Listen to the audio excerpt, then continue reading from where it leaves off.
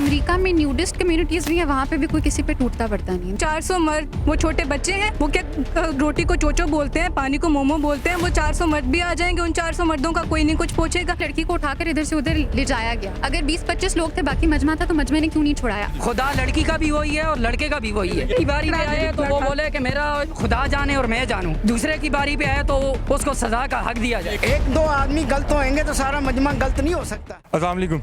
वालेकुम सलाम। क्या नाम है मैम आपका? इकरा। शीरीन।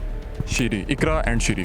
अच्छा इकरा एंड शीरी, मुझे ये बताएं कि आप यहाँ पर इस वक्त क्या करने आई हुई हैं? सर हम प्रोटेस्ट में आए ताकि लोगों को अंदाज़ा हो, लोग एक्नॉलेज करें कि यहाँ पे कितना बुरा क्राइम हुआ। आपने ये सारा वाक़या देखा होगा कि जब 18 तारीख को ये वीडियो वायरल होता है, पूरे मुल्क की जो सिंपैथी थी वो ख़तून के साथ थी।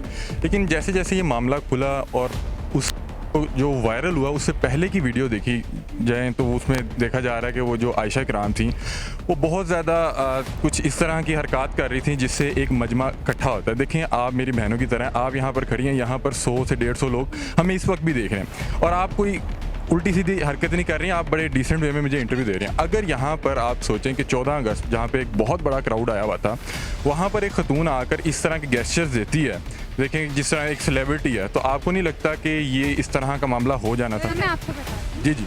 अमेरिका में न्यूडिस्ट कम्युनिटीज़ भी है, वहाँ पे भी कोई किसी पे टूटता पड़ता नहीं है। देखिए बात ये नहीं है, हम इस चीज़ से क्यों नहीं निकल पा रहे कि उस खातून के साथ वो क्यों हुआ, कि वो ये कर रही थी, वो कर रही थी। हम ये क्यों नहीं देखते कि वहाँ पे एक खातून की, अगर आप कहते हैं कि उसकी गलती थी, हम 1 सेकंड के लिए फ़र्ज़ कर लेते हैं कि उन खातून की गलती थी। वहाँ पे जो 400 मर्द थे वो नशे में थे, अपने होशो हवास में नहीं थे। उन 400 मर्द को क्यों नहीं देखा जाता? जो रोज़ ख़वातीन के ख़िलाफ़ केसेस आते हैं उनको क्यों नहीं देखा जाता? लोग मैयतों को निकाल के उनके साथ कर रहे हैं, आपको अच्छे तरीके से पता है। उस पर अब क्या बोलेंगे, कफन उसका ठीक नहीं था, कब्र से उसने आवाज़ें दी। देखिए आपकी बात अवाम यही कह रही है कि उस खातून ने ये किया वो किया। मेरा ये सवाल है, अवाम हमेशा खातून को क्यों कसूरवार ठहराती है? बच्चों के साथ ज्यादती होती है, छोटे लड़कों के साथ ज्यादती होती है। अभी मौलवी साहब का भी एक पिछले दिनों वीडियो आई थी, जानवरों के साथ ज्यादती होती है, मैयतों के साथ ज्यादती होती है। तो एट दिस पॉइंट हमारी डिबेट ये नहीं है कि औरतें ऐसा क्या कर रही हैं उनके साथ ज्यादती हो रही है। हमारी डिबेट ये है कि इस मुल्क के मर्दों को कोई अकाउंटेबल क्यों नहीं ठहराता, उनकी हरकतों के लिए उनको सज़ा क्यों नहीं मिलती। मैं आपको यहाँ पे एक बात बताता हूँ कि कोई भी शख्स ये नहीं कह रहा कि उन 400 अफराद की गलती नहीं थी। जी। पॉइंट मैं यहाँ पे खड़ी थी, आपने खुद बोला ना कि मैं बहुत डिसेंट तरीके से खड़ी हो रही हूँ। मैंने और भी बहुत सारे चैनल्स को इंटरव्यू दिया, 3 दफ़ा मैंने बोला भाई आप मेरी वीडियो क्यों बना रहे हैं? आपने पूछा मेरे से, आपने पूछा ना कि मैम मैं आपका इंटरव्यू ले लूँ। वो होते कौन है मेरी वीडियो बनाने वाले या मेरी तस्वीरें लेने वाले? और एक और भाई थे, इतनी ख़राब तरह से मुझे देख रहे थे। मैंने ऑन एयर उनको बोला कि भाई आप क्यों कर रहे हैं? मैं डिसेंट तरह से खड़ी हूँ, मैं इंटरव्यू दे रही हूँ, मैं एक प्रोटेस्ट में आके इंटरव्यू दे रही हूँ। अगर मुझे नहीं बख्शा जा रहा तो इसकी आप एक्सप्लेनेशन, आप ये लॉजिक नहीं दे सकते कि वो खातून कुछ कर रही थी। लेकिन एक ऑन एयर है, ऑन कैमरा है, बाकी चैनल्स का इंटरव्यू मेरा देख सकते हैं। मैं आपको जो बात कर रहा था वो ये थी कि 400 अफराद को कोई एक शख्स भी ये नहीं ठीक है, सब ये कह रहे हैं कि उन्होंने गलत किया, उन्हें सज़ा मिलनी चाहिए। लेकिन लोग आयशा कराम को तनकीद का निशाना इस वजह से बना रहे हैं कि इस मामले की वजह से पाकिस्तान का नाम बहुत ज़्यादा ख़राब हुआ। खराब हुआ जब मैयतों को कब्रों से निकाला गया, जब ज़ैनब के साथ रेप केस हुआ, अभी डिसेबल्ड लड़की के साथ रेप केस हुआ, तब क्यों नहीं बोलते इस this the Islamic Republic of Pakistan? हम मीनारे पाकिस्तान के नीचे खड़े हैं जो कि हमारी आज़ादी की निशानी। देखिए मैम, 22 से 25 करोड़ की आवाम में एक आध तो शैतान हो सकता है ना। 400 भाईजान, 400 रोज हमें केसेस देखने को मिलते हैं। मैं आपसे एक बात पूछता हूँ कि आपको क्या लगता है कि ये मामला इस तरह से हुआ होगा कि आयशा इकराम एंटर हुई हैं और 400 अफराद जो एक ग्रुप था और उन्होंने एक साथ अटैक कर दिया, कि ये इस तरह हुआ होगा? दो ने शरारत शुरू की होगी और आहिस्ता आहिस्ता मजमा इकट्ठा हुआ होगा? मामला उस पॉइंट से नहीं शुरू होता जब आयशा इकराम के ऊपर पहले शख्स ने हमला किया। मामला वहाँ से शुरू होता है जब ये सारे केसेस होते गए। आप नोट करें कितने सालों से ये केसेस आ रहे हैं और पहले महीने में, 1 साल में इस तरह के केसेस होते थे कि हम जब पहली बार सुनते थे। 75 साल में इस तरह का एक केस भी नहीं आया कि एक पीछे 400 अफराद। देखिए ये कोई बॉलीवुड का सॉन्ग शूट नहीं है कि जिसमें कतरीना कैफ खड़ी हैं और उन्होंने 400 अफराद शराब की बोतल लेके उनके इर्द गिर्द खड़े हैं। ये बड़ा एक संजीदा मामला है कि यहाँ पर मेरी माएँ बहन हैं। अगर तो एक औरत के पीछे 400 अफराद इस तरह रोड पर निकलेंगे तो हम लोग किसी जंगल में तो नहीं रह रहे ना। तो हम बिल्कुल यही कह रहे हैं कि इन 400 अफराद को अकाउंटेबल होल्ड किया जाए। वो कल परसों मैंने एक वीडियो देखी, कल रात को बल्कि देखी है, कि यहीं पे इसी रोड पे लोग बाजे बजा रहे हैं, खातून चिंची पे बैठी हुई हैं, छोटी सी उनके साथ बच्ची है और एक आदमी ने बाइक से उतर के उस बच्ची के मुंह को चूमा और फिर उस आंटी उसके साथ दो बैठी, उन्होंने चप्पल उठाई। आप मुझे बताएं उसकी क्या गलती थी। इसी रोड के ऊपर एक और वीडियो मैंने देखी, कल रात की बात है, 2 वीडियोस मैंने देखी हैं।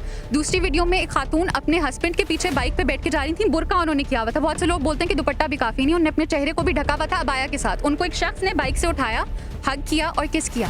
क्यों? हमारा नहीं, मुझे वजह नहीं है, हमें वजह कोई भी नहीं सुननी, हमें मर्दों की वजूहत नहीं सुननी, हमें इंसाफ चाहिए। अच्छा, मैं आपको एक बात बताता हूँ कि कल मैं खलीलुर रहमान कमर साहब के साथ बैठा हुआ था। उन्होंने कहा कि ये जो 400 अफराद हैं इनको सज़ा मिलनी चाहिए, लेकिन वो जो औरत थी वो बदकार थी, उसने एक स्टंट करने के लिए मेरे मुल्क का नाम ख़राब किया और मेरा मुल्क का नाम भेज दिया। मुझे माइक दें। खलीलुर रहमान साहब नबी हैं, आप मुझे बताएं आदमी क्यों उनको इतना फॉलो करते हैं? लेकिन एक बात सुने कि वो इस सोसाइटी के कामयाब इंसान। कुरान पाक पढ़े, आप अल्लाह ताला की बात सुने। सूरह नूर में तो फिर औरत को हज करने की इजाज़त नहीं है अपने। सूरह नूर में लिखा है, सूरह नूर में लिखा है कि जो शख्स ज़मीन के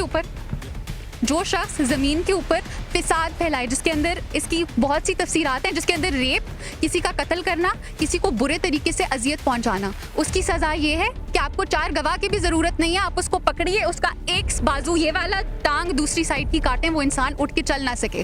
कुरान पाक ये कहता है उन 400 के 400 लोगों के साथ ये करना चाहिए। खलीलुर रहमान मेरा नबी नहीं है, मेरे अल्लाह ताला मेरे हजूर पाक है, उनकी ये बात है। आपने बहुत अच्छी बात की कि जो शख्स ज़मीन पे फसाद फैलाए उसके साथ ये करना चाहिए, तो आप आयशा इकराम को नहीं समझती कि वो यहाँ पे आकर एक फसाद फैला रही थी? देखिए, वो फिसाद फैला रही थी या नहीं फैला रही थी वो अलग बात है। 400 हैवानों ने उनके ऊपर, अगर हमने यहाँ पर मर्दों एबिलिटी करनी है, उनका एहतसाब करना है, तो हमें औरत का भी तो एहतसाब करना चाहिए ना। जी जी सर, जो आयशा ने किया वो हमारे कॉन्स्टिट्यूशन में उसके खिलाफ कौन सा एक्ट है जो लगता है, बताएं आप। कोई नहीं लगता। वो वीडियो में रैम्बो की हरकतें देखी हैं? मेरी बात पूरी होने देना। उस पर कॉन्स्टिट्यूशन का हमारा कोई एक्ट नहीं लगता, लेकिन उन मर्दों ने किया उस पर कॉन्स्टिट्यूशन का तो लगता है ना। उनको तो सजा मिलनी है, वो मिले।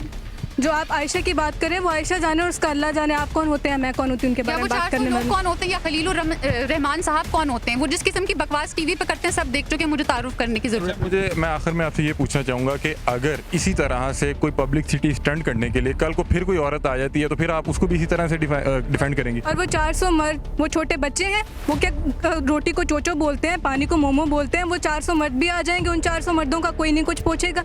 आयशा आयशा आयशा 400 मर्दों की बात कीजिए। 400 अफराद में जो शरारत थी या जो गुनाहगार थे वो 20 से 25 से, बाकी तो एक मजमा था, मजमे का हिस्सा से। और उन 400 मर्द, लड़की को उठा के इधर से उधर, आप ना बातों को डिस्टॉर्ट मत कीजिए, लड़की को उठाकर इधर से उधर ले जाया गया। अगर 20-25 लोग थे, बाकी मजमा था, तो मजमे ने क्यों नहीं छुड़ाया? मैं यहाँ पे इसका एनी शाही से बात कर चुका हूँ। उसने कहा कि मैं फैमिली के साथ था, जब इस तरह का वाकया पेश आया तो मेरा पे फर्ज था कि मैं सबसे पहले अपनी फैमिली को प्रोटेक्ट करूँ। उसके बाद उन्होंने आयशा को पकड़ाया, फैमिली को प्रोटेक्ट करे थे। जिन लोगों को फैमिली को बचाना था वो बात मैं मानती हूँ, अपने बच्चों को या बीवियों को लेके चले गए। जो लोग मजमे में खड़े थे उनके इस्लाम को क्यों नहीं क्वेश्चन किया जाता कि उन्होंने अपने जोरे बाजू से इस हरकत को क्यों नहीं रोका? अगर आप कहते हैं वो तमाशबीन थे और वो इसमें इन्वॉल्व नहीं थे। आप क्या चाहती हैं कि जो ये 400 अफराद हैं और उनके जो भी हजरात पकड़े जा रहे हैं उनको क्या सज़ा मिलनी चाहिए? सज़ा उनको सख्त से सख्त मिलनी चाहिए जैसे कुरान ने बताया, या उनको कड़ी से कड़ी सज़ा दी जाए कि वो ज़िंदगी भर चलने फिरने के काबिल ना रहें, और उनको इबरत का ऐसा निशाना बनाया जाए कि हमें ये जो रोज़ ज़्यादती के केसेस नजर आते हैं ये ना हो। खुदा लड़की का भी वही है और लड़के का भी वही है। आपने बात तो गलत की है। एक सेकंड, अपनी बारी पे आए तो वो बोले कि मेरा खुदा जाने और मैं जानूं, दूसरे की बारी पे आए तो उसको सजा का हक दिया जाए। एक बात तो गलत की है कि आपने कहा कि मर्द को कुरान के मुताबिक सजा मिलनी चाहिए। तो मैं नहीं हूँ, मैं पहली बात भाई चिल्लाना मुझे भी आता है, तमीज से बात करो। यहाँ पे पुलिस वाले बहुत है, तुम्हें तो मैं जरूर उठवाऊंगी, मेरे अपने भाई पुलिस वाले हैं। औरत कार्ड ना प्ले करें। देखिए उन्होंने मैं इनकी बात का जवाब देती हूँ तमीज से। मुझे आगे आ जाए तो उसको पुलिस उठा ले। अच्छा, आप बात सुने भाई, आप बात सुने। आप मुझे बताएं, 400 लोगों ने उसके ऊपर हमला किया, वो अपनी टिकटॉक बना रही है। 400 मर्दों में अगर वो बहुत ज़्यादा इंटाइस हो गए, उनके अंदर इतना वो नहीं था कि वो अपने आप को कंट्रोल करें। इस्लाम की सबसे कमज़ोर जिहाद है अपनी नफ्स पे काबू करना। छोटी सी बात, जी जी, आपकी उम्र कितनी होगी? मतलब जो भी उम्र आप अपना लॉजिक दें। जितनी भी होगी। आज तक आपसे किसी ने बदतमीजी की? जी बिल्कुल। मैं एक बार चादर में बाहर निकली हूँ, मेरे पीछे एक लड़का लग गया क्योंकि मैं अकेले निकली थी, और मेरे साथ बहुत बार ऐसे। कभी ऐसा नहीं हुआ? स्कूल कॉलेज भी जाती है उसने? नहीं, ऐसा तो होता ही नहीं है आजकल का, वो तो पुराना ज़माना। तो आप इस बात को थोड़ा सा डिफाइन कर दें। आपने कहा मर्दों को कुरान के मुताबिक सजा मिलनी चाहिए। का जवाब तो जो गलत है, जो हरकत करते हैं उनको सजा ज़रूर मिलनी चाहिए। औरत का एक मकाम है, इज्जत है, औरत की इज्जत है माशरे में, हमारे इस्लाम में औरत की बहुत इज्जत है। मर्दों का क्या काम है औरत को छेड़ना? ये तो काम नहीं ना। यही तो ये तो कह रहे हैं ना, अगर इस तरह हो तो फिर तो बात ये है कि आप मुझसे इल्ज़ाम ना ठहराएं। अगर कोई गलत है उसको गलत कहें, जो गलत नहीं है उसको गलत ना कहें।